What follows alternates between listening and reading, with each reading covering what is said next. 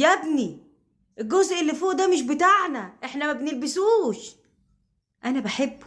انا بحب الغيارات الداخلية بتاعة الحريم. ايوه بس انت راجل. لا، انا قررت ابقى واحدة ست لاني جميل. ايه الموضوع بقى؟ ايه القصة؟ ايه قصة اميرة اللي قالت الكلام ده كله في المحكمة وقدام القاضي وهي بترفع دعوة عشان تتطلق من جوزها؟ حب عمرها اللي حبته 10 سنين. معقولة؟ 10 سنين بتحبيه؟ قالت ايوه. كنا بنموت في بعض لمدة 10 سنين، لحد بالظبط ما كملنا في جوازنا 3 سنين. وبعد ال3 سنين من الجواز اتحول.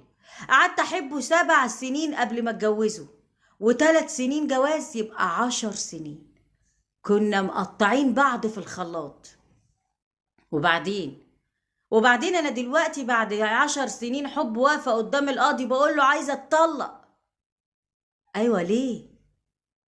علشان خاطر جوزي بيعشق الغيارات الداخلية بتاعة الحريم.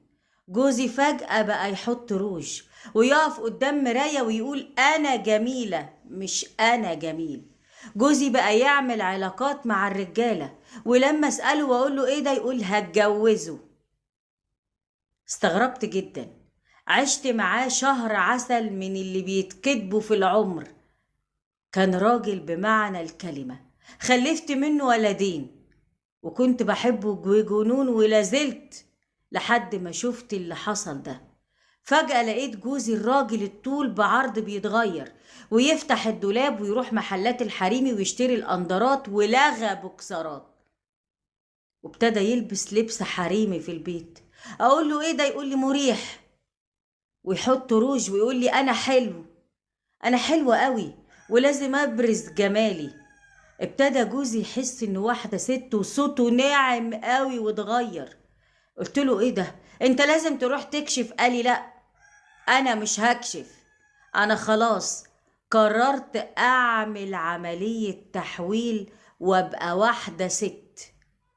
اتصدمت وافتكرته بيهزر. احنا معانا ولدين يا راجل، ازاي هتعمل كده؟ قال ايوه كده.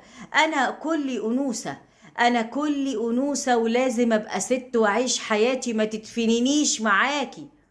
قلت له بس انا لما اتجوزت راجل، ما اتجوزتش واحده ست. وللاسف ما سمعش الكلام وسافر على تايلاند وعمل العمليه ورجع لي واحده ست. وقبل ما يسافر يعمل العمليه كنت بظبطه بيكلم واحد على الواتس واقول له مين ده يقول لي جوزي. هتجوزه بعد ما تحول.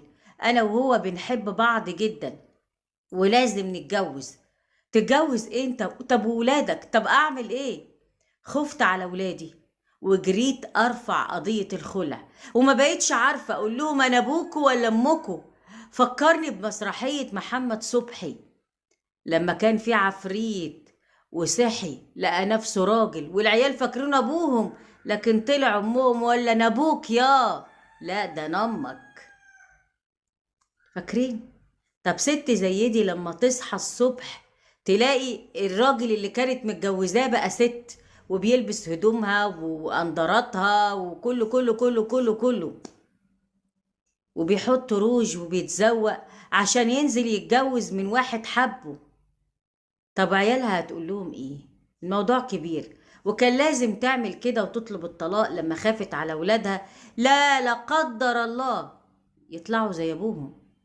هربت بيهم. بس السؤال هنا، ماما بابا فين؟ بابا اتجوز يا حبيبي. ماما طب عايزين نشوف بابا. طب مش عارفة جوز ماما ولا جوز بابا هيوافق ولا لا. ماما بابا ماشي حاطط روج ومربي شعره بقى ليه تضاريس. بابا بقى ماما يا حبيبي. لا بصراحة الموضوع صعب قوي وكبير. بس هي اتطلقت. بس فيما بعد العيال اللي طالعة دي هتسأل وهتقول وهتدور، ومش عارفين ساعتها بقى بابا هيبقى ماما بابا ولا بابا ماما ولا لا لا لا لا لا لخبطة. كفاية كده.